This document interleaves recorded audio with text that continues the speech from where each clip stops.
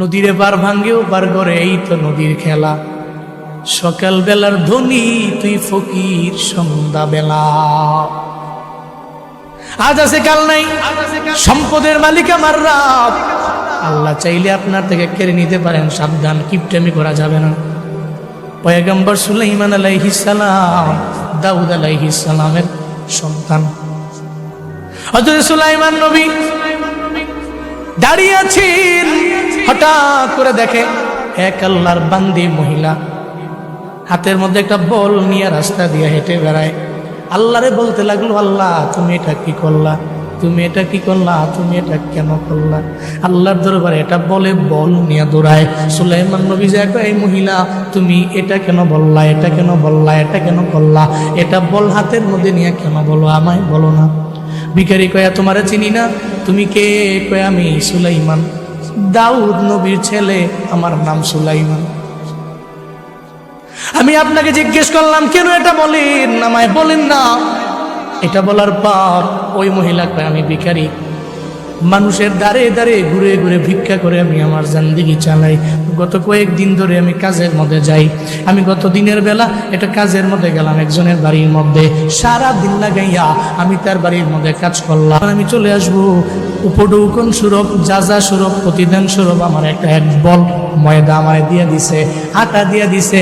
আমি বাড়ির মধ্যে রওনা, আমার সন্তানদের পেটে খাবার নাই, এটা নিয়ে আমি রওনা। আমি এদের মুখের মধ্যে হাসি ফোটানোর জন্য রওনা হয়ে গেলাম। নদীর পাড় দিয়ে হাঁটতেছি, হঠাৎ করে একটা বাতাস থেকে আসলো। হঠাৎ করে বাতাসের কারণে আমার বল হাতের মধ্যে আছে, কিন্তু বলের মধ্যে ময়দা যা ছিল, আটা যা ছিল, ওইরা চলে গেছে। এই জন্য আল্লাহর দরবারে বলি, ও আমার রব তুমি এটা কি করলা, এটা কি করলা? আমি তো গরিব, আমার বল আমার হাতের মধ্যে আছে, কিন্তু বলের মধ্যে কোনো আটা নাই। এই জন্য রবের দরবারে বলতে লাগলাম। সুলাইমান নবী কয় তুমি যদি এই ঝামেলা থেকে বাঁচতে চাও, দৌড়ে চলে যাও। আমার বাবা তো সিংহাসনের মধ্যে বসে আছে, দাউদ নবী। আমার বাবার দরবারে যাও, যেখানে প্রবলেম ওখানে তো সলভ আছে, সমাধান করে দিবে আমার আব্বাই। দাউদ নবীর দরবারে চলে গেলেন। যে কয়ে দাউদ পয়গম্বর, সুলাইমান আমারে বললো আপনার দরবারে আসার জন্য আসলাম। কি হয়েছে তোমার? হাতের মধ্যে বলটা দেখেন, এই বল ভরা আটা ছিল, বাতাসের কারণে আমার সব আটা নিয়ে গেল। এবার দাউদ নবী কয় আমার কি, আমি কি করবো? না তোমার বলের মধ্যে আটা নাই গেছে গায়ে, আমি কি নবী? কথা তো ঠিক, বলে আটা ছিল, বাতাস নিয়ে গেছে, মানে বাতাস আমি ধরবো নাকি? বাতাস কি আমার কথা মানে? এরপরে ওই মহিলা কয় আমি বড় গরিব, বড় অসহায়, কি করব আমি? আমার সন্তানদের পেটের মধ্যে খাবার নাই, এই কারণে আমি আপনার দরবারে আসলাম। আমি জানি দুনিয়ারা যারা নাকি ফিরে দেয় না। সুলাইমান আমারে পাঠাইছে, কই আমার বাবায় সলভ করে দিবে, সমস্যা নাই। হযরত দাউদ নবী বলে এই কর্মচারী, আমাদের রাজকোষ থেকে ওই মহিলার জন্য শুধু এক বল না, 2 বস্তা আটা মহিলারে দিয়ে দাও। কয় বস্তা? 2 বস্তা আটা মহিলার মধ্যে হাতের মধ্যে দিয়ে দিল, হ্যান্ড ওভার করলো। এবার মহিলা তো নিতে পারবে না, মহিলা মানুষ। এই 2টা আটার বস্তা কর্মচারী দিয়ে পাঠিয়ে দিছে, কয় যান এই 2 বস্তা আটা নিয়ে আপনি চলে যান আপনার বাড়ির মধ্যে। উনিও বস্তাগুলো নিয়ে রওনা। প্রতিমধ্যে আবার সুলাইমান নবীর সাথে মুলাকাত। সুলাইমান নবী কয় কিরে মহিলা, কি পাইছো? আমার বাবায় তোমারে কি দিছে রে, কি পাইছো? আপনার বাবার দরবারে গেলাম, আপনার বাবায় তো আমারে দিয়ে দিছে, 1 বল দেয় নাই, 2 বল দেয় নাই, বরং 2 বস্তা আটা আমারে দিয়ে দিছে। তোমার তো মনে হয় চেহারাটা হাস্যজ্জ্বল হয়ে গেছে, এতক্ষণ মলিন ছিল, এখন তো তুমি অনেক খুশি হয়ে গেছো। দাঁড়াও, আমার বাবাই তো মনে হয় ইনসাফ করতে পারে নাই, ইনসাফ হয় নাই আমার বাবার। চলো আমার সঙ্গে, আমি তোমার সঙ্গে করে লয়ে আমার বাবার দরবারে নিয়ে যাব। মনে হয় ইনসাফ হয় না, এটা বিচার না।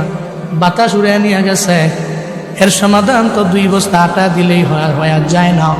আমার কাছে তো মনে হয় অন্য কিছু হতে পারে। সুবহানাল্লাহ, জোরে কয় না?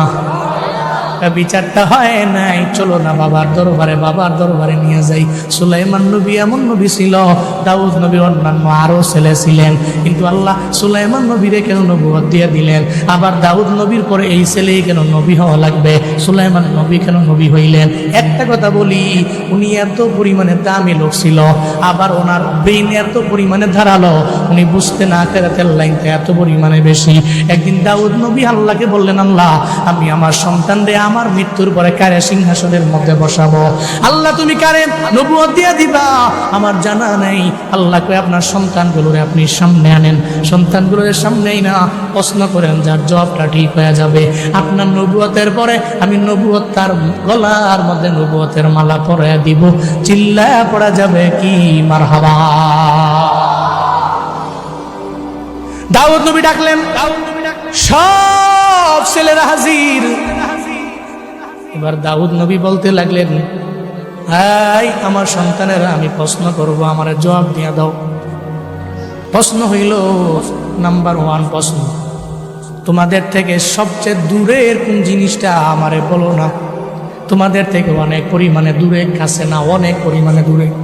একজন একটা বলতে লাগলো। একজন বলল পৃথিবীর এক প্রান্ত আমাদের চাইতে অনেক পরিমাণে দূরে, আর একজনে বলতে লাগলো আমাদের চাইতে আসমানটা অনেক পরিমাণে দূরে, আমাদের চাইতে অমুক শহরটা অনেক দূরে, ওই দেশটা আমাদের চাইতে অনেক পরিমাণে দূরে। এভাবে বলতে লাগলো। একটা পর্যায়ে দাউদ নবী কয়, এই আমার সন্তান সুলাইমান, তুমি বলো না অনেক দূরে কোনটা, কোন জিনিসটা অনেক পরিমাণে দূরে, আমায় বলো না। সুলাইমান নবী কয়, ও আমার বাবা, আমার ভাইয়েরা, এরা তো একটা একটা করে বললো, এখন আমি আপনারে বলি শুনেন গো। আমার বাবা আমাদের থেকে অনেক পরিমাণে দূরে হলো এই যে বাড়ির পাশে যে কবর, এই কবর অনেক পরিমাণে দূরে। কারণ জমিনের যেই প্রান্তে আমি যাই ওই জায়গার মধ্য থেকে ফিরে আসার সম্ভাবনা আছে, ওই জায়গার কবরও নেওয়া যায়। আপনার দেশ থেকে লন্ডনে থাকে, আমেরিকায় থাকে, তো লোকের অভাব নাই, প্রত্যেকের ঘরে ঘরেই তো আছে। আপনি একটু ফোন দিলে তো কবর নিতে পারেন, সময় লাগে না। ফেসবুকের মেসেঞ্জার আছে, হোয়াটসঅ্যাপ আছে, ইমো আছে, বিভিন্ন মাধ্যমে আপনি যোগাযোগ করতে পারেন, সময় লাগে না।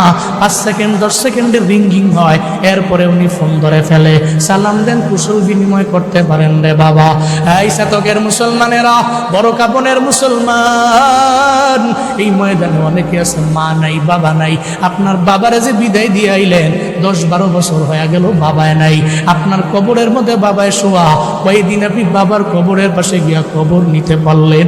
কয়েকদিন আপনার জনম দুঃখিনী মা, যেই মা আপনার গর্বের মধ্যে নিয়ে নিল, যেই মা আপনারে জমিনের মধ্যে আসার পর 2টা বছর আপনারে দুগ্ধ পান করাইলো, আপনি কয়বারের জন্য গিয়া কবরের পাশে গিয়া কবর নিতে পারলেন? আপনার বাড়ির পাশে, ঘরের পাশে গুরুস্থান, আপনার বাবার কবরের কি হালাত জানা নাই? আপনার মায়ের কবরের হালাত আপনার জানা নাই রে বাবা।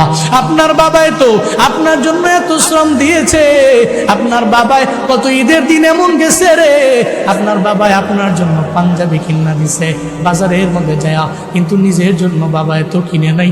এমন অনেক কাহিনী তো বাবা আপনার সঙ্গে হয়েছে। আপনার বাবা ঈদের ময়দানে গেছে, একটা সেরা টুপি লয়ে ময়দানে হাজির, আর আপনার একটা দামি টুপি কিনা দিয়া ঈদের ময়দানে গেল। একটু বাবারে জিজ্ঞেস করেন, বাবা আপনার জন্য কেন কিনেন না?